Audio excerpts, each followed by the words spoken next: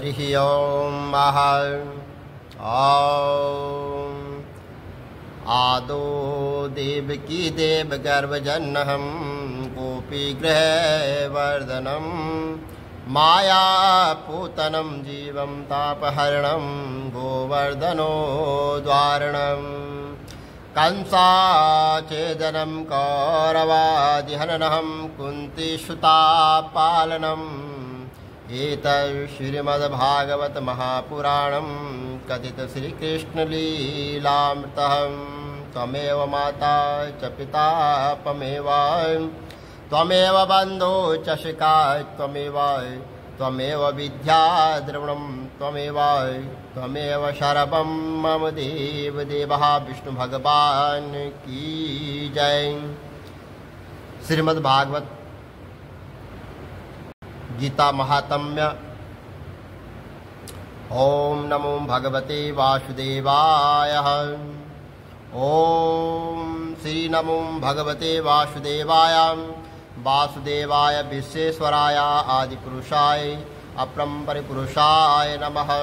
जगतबंधु ज्योति स्वरूप जिय की जाननहार हर्ष मंगन आयो दास प्रभु के द्वार। जो अर्जुन को भगवान श्री ने गीता जी का ज्ञान दिया है सो मुझको मिले।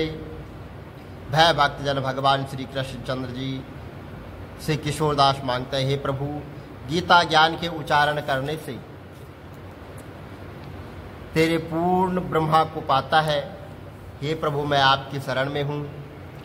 किशोरदास और कृष्णदास जो दीन गरीब हैं और आप कैसे हो जो संतों की विनय को मान लेते हैं। हे कमल वल्लभ भगवान श्री कृष्ण, भगवान जी हे कृपा निधि, तेरे संत एवं भक्तों के वास्ते मैं यह गीता ज्ञान भाषा में कहता हूँ।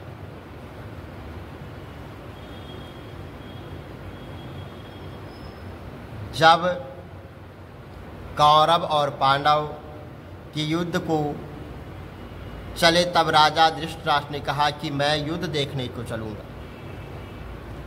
तब श्री वेदव्यास जी बोले कि हे राजन, नेत्रों के बिना कैसे देखोगे। राजा धृतराष्ट्र ने कहा, हे प्रभु जी देखूंगा नहीं तो श्रवण तो करूंगा। तब व्यास जी बोले कि हे राजन, सारथी संजय को कुछ महाभारत के युद्ध की लीला कुरुक्षेत्र में होगी। जो कुछ महाभारत की लीला कुरुक्षेत्र में होगी सो तुझे यहाँ बैठे ही श्रवण करवाएंगे।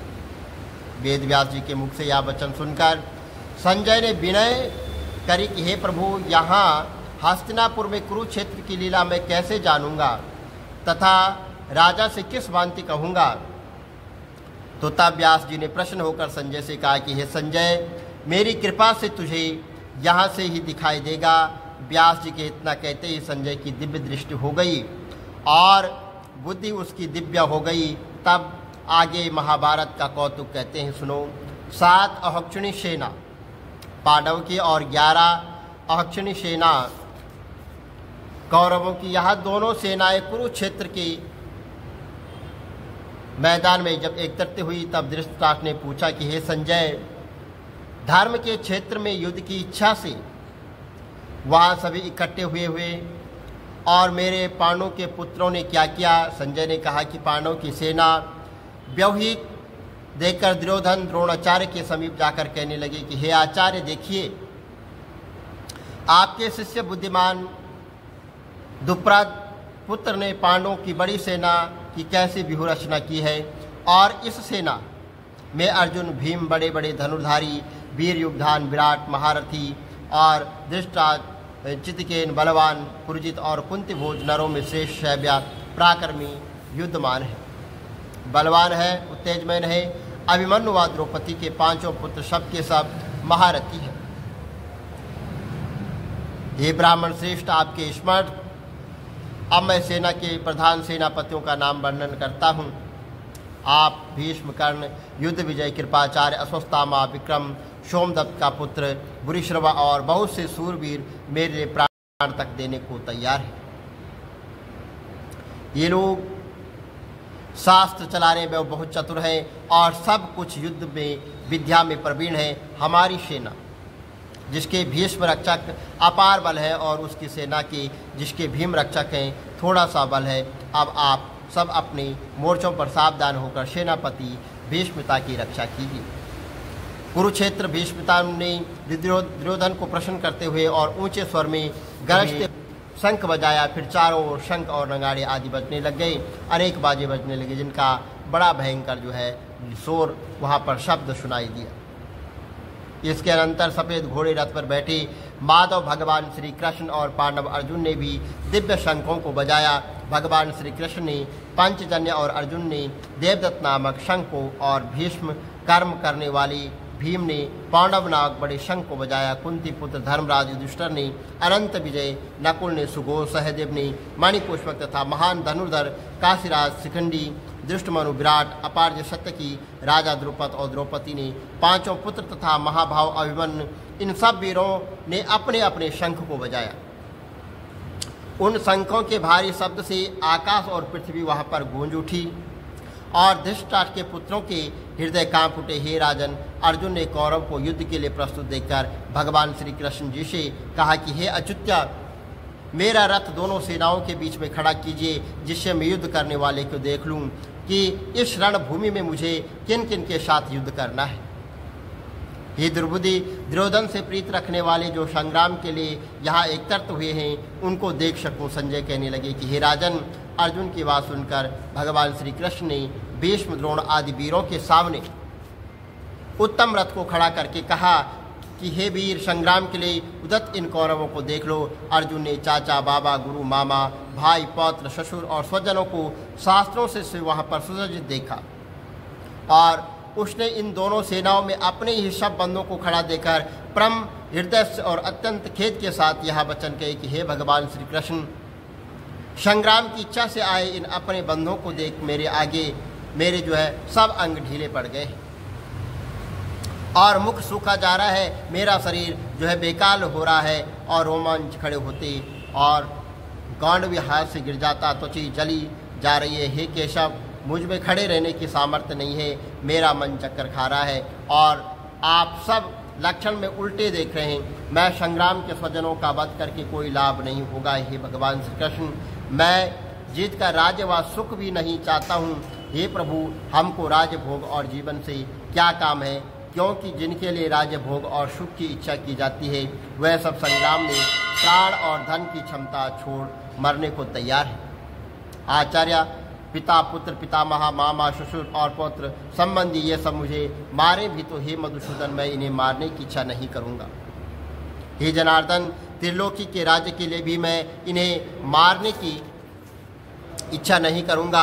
हे जनार्दन, त्रिलोकी के राज्य के लिए भी मैं इन्हें नहीं मारना चाहता हूँ, फिर इस पृथ्वी के लिए तो कहना ही क्या है। हे जनार्दन, धृतराष्ट्र के पुत्रों को मारकर हमारा क्या होगा। इन अतिथियों का वध करने से पाप होगा, इसलिए हमें अपने भाई धृतराष्ट्र के पुत्रों को मारना अनुचित है। हे माधव, स्वजनों को मारकर क्या हम सुखी रह सकते हैं। ये सब लोभ के वशीभूत हैं और कुल के नाश करने वाले तथा मित्रद्रोह करने में पाप को नहीं देखते हैं। कुल नाश को जानते हुए भी हम इस पातक से क्यों नहीं दूर रहना चाहिए। कुल का नाश होने से कुल के प्राचीन धर्म नष्ट हो जाते हैं और फिर धर्म नाश होने से कुल में पाप बढ़ता है। भगवान श्री कृष्ण, पाप से कुल की स्त्रियाँ व्यभिचारिणी हो जाती है। जिसके वर्ण शंकर संतान उत्पन्न होती है, वह वर्णाशंकर जिन पुरुषों ने कुल को नष्ट किया है उनको तथा उस कुल के नरकों में पहुँचते हैं, क्योंकि श्राद्ध और तर्पण बंद हो जाते हैं। वर्णाशंकर बनने वाले दोषों में कुल बंदस, जाति धर्म और कुल धर्म निरंतर नाश हो जाते हैं। हे जनार्दन, मैंने बराबर सुना है कि कुल धर्म नष्ट होने से निश्चय नरक में वास करना होता है। आए हम बड़ा पातक करने को तैयार हैं, जो राजस्व के लाभ से अपने स्वजनों को ही मारने की कोशिश कर रहे हैं। मुझ शास्त्र रहित एवं उपायहीन को रणभूमि में बांध कर डाल दें तो मेरा बहुत कल्याण हो। संजय ने कहा, हे राजन, यह कहकर अत्यंत दुखी होकर अर्जुन ने उसी समय धनुष बाण सब फेंक दिए और रथ के पिछले भाग में जा बैठे। प्रथम अध्याय का महात्म्य। एक समय माता पार्वती जी ने पूछा कि हे महादेव जी, किस ज्ञान के कारण से और किस ज्ञान के बल से आपको संसार के सब लोग शिव कहकर पूछते हैं? मृगछाला ओढ़ी, सब अंगों में शमशानों की विभूति लगाए, गले में सर्प और नरमुंडों की माला पहने हुए, वो इनमें तो कोई भी पवित्र नहीं है। फिर भी आप किस ज्ञान से पवित्र माने जाते हो? आप यहाँ कृपा करके हमें बताइए। तो भगवान महादेव जी बोले कि हे प्रिय सुनो, गीता के ज्ञान के हृदय में धारण करने से पवित्र माना जाता हूँ और इस ज्ञान से मुझे बाहर के कर्म नहीं व्याप्त हैं। तब माता पार्वती ने कहा कि हे भगवान, जिस गीता के ज्ञान की आप ऐसी स्तुति करते हैं, उसके श्रवण करने से कोई कृतार्थ हुआ भी है? तब श्री महादेव जी ने कहा, इस ज्ञान को सुनकर बहुत से जीव कृतार्थ हुए हैं और आगे भी होंगे। मैं तुमसे एक पुरातन कथा कहता हूँ, तुम श्रवण करो। एक समय पाताल लोक में शेषनाग की सैया पर भगवान श्री नारायण जी नयन मूंद कर आनंद में मगन थे। उस समय भगवान के चरण दबाती हुई माँ लक्ष्मी ने पूछा कि हे प्रभु, निंद्रा और आलस्य तो उन पुरुषों को व्याप्ता है जो पुरुष तामसी होते हैं, फिर आप तो तीनों गुणों से अतीत हो। श्री नारायण प्रभु वासुदेव हो, आप जो नेत्र मूंद रहे हो, यह मुझको बड़ा आश्चर्य है। भगवान श्री नारायण जी बोले कि हे लक्ष्मी, मुझको निंद्रा आलस्य नहीं व्याप्ता है। एक शब्द रूप जो भागवत गीता है, उसमें जो ज्ञान है उसके आकार रूप है, तैसे यह गीता शब्द रूप अवतार है। इस गीता में यह अंग 5 अध्याय मेरा मुख है, 5 अध्याय मेरी भुजा है, 11वां अध्याय मेरा हृदय है, 16वां अध्याय मेरा उद्गार है और 17वां अध्याय मेरा जांघ है और 18वां अध्याय मेरे चरण है। गीता के सब श्लोक अध्याय और मेरी नाड़ियाँ हैं, जो गीता के अक्षर है वहाँ मेरी रोम है। ऐसा मेरा शब्द रूपी जो गीता ज्ञान है, उसी के अर्थ मैं हृदय में विचार करता हूँ और बहुत आनंद को प्राप्त करता हूँ। लक्ष्मी जी बोले कि हे श्री नारायण जी, जब गीता जी का इतना ज्ञान है तो उसको सुनकर कोई जीव कृतार्थ भी हुआ है? सो मुझसे कहो। तब नारायण जी ने कहा कि हे लक्ष्मी, गीता ज्ञान को सुनकर बहुत से जीव कृतार्थ हुए हैं। सो तो श्रवण कर। एक शूद्र वर्ण प्राणी था जो चंडालों के काम करता था और तेल लवण का व्यापार करता था। उसने एक बकरी पाली। एक दिन वह बकरी को चराने वन में गया और वृक्षों के पत्ते तोड़ने लग गया। वहाँ उससे एक सर्प ने डस लिया, जिससे वह तुरंत मर गया। मरकर उसने बहुत नरक भोगे। फिर बैल का जन्म पाया। उस बैल को एक भिक्षुक ने मोल ले लिया। वह भिक्षुक उस पर चढ़ गया और सारे दिन मांगता फिरे, जो कुछ भिक्षा मांग कर लावे वह अपने कुटुंब के साथ बैठकर खाता था। और वहाँ बैल सारी रात द्वार पर बंधा रहा। उसके खाने पीने की कोई खबर न लेता था। कुछ थोड़ा सा भूसा उसके आगे डाल देता था। जब दिन चढ़े फिर बैल पर चढ़कर वह मांगने को चला जाता था। कई दिन ऐसे गुजरे तो वह बैल भूख के मारे वहाँ पर गिर पड़ा और मूर्छित होकर उसके प्राण निकल गई। किंतु नगर के लोगों को देखकर कोई भी तीर्थ का फल उसको देने को और अपने व्रत के फल को देने को तैयार नहीं था। एक दिन गणिका वहाँ पर आई और उसने लोगों से पूछा कि यहाँ कैसी भीड़ है। उन्होंने कहा, इसके प्राण नहीं निकलते हैं, इनके पुण्यों के फल दे रहे हैं तो भी इसकी मुक्ति नहीं होती है। तब गणिका ने कहा कि मैंने जो कर्म किया है उसका फल मैं इस बैल के निमित्त देता हूँ। इतना कहते ही बैल की मुक्ति हो गई। तब बैल ने एक ब्राह्मण के घर में जन्म लिया। पिता ने उसका नाम सुशर्मा रखा। जब वह बड़ा हुआ तो पिता ने इसको विद्यार्थी किया। तब उसको पिछले जन्म की शुद्धि रही थी। वह अति सुंदर हुआ। उसने एक दिन मन में विचार किया कि जिस गणिका ने मुझे इस बैल योनि से छुड़ाया था उसका दर्शन करूं। वह विप्र चलते चलते गणिका के घर गया और कहा कि तू मुझे पहचानती है? गणिका ने कहा, मैं नहीं पहचानती हूँ। और तू कौन है और मेरी तेरी क्या पहचान है? तो उस विप्र और मैं वैश्य। तब विप्र ने कहा, मैं वही बैल हूँ जिसको तुमने अपना पुण्य दिया था, अपना पुण्य का फल दिया था और मैं बैल योनि से छूट गया था। अब विप्र के घर में जन्मा हूँ, तू वह अपना पुण्य बता। गणिका ने कहा, अपने जाने का कोई मैंने पुण्य नहीं किया, परंतु मेरे घर एक तोता था, वहाँ सवेरे कुछ पढ़ता था, मैं उसके वाक्य को सुनती थी। उस पुण्य का फल मैंने तेरे निमित्त दिया था। तब विप्र ने तोते से पूछा कि तू सवेरे सवेरे क्या पढ़ता था?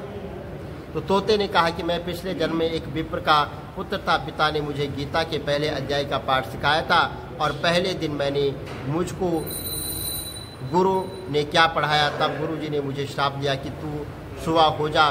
तब मैं सुबह हुआ और एक दिन फंदक मुझे पकड़ कर ले गया।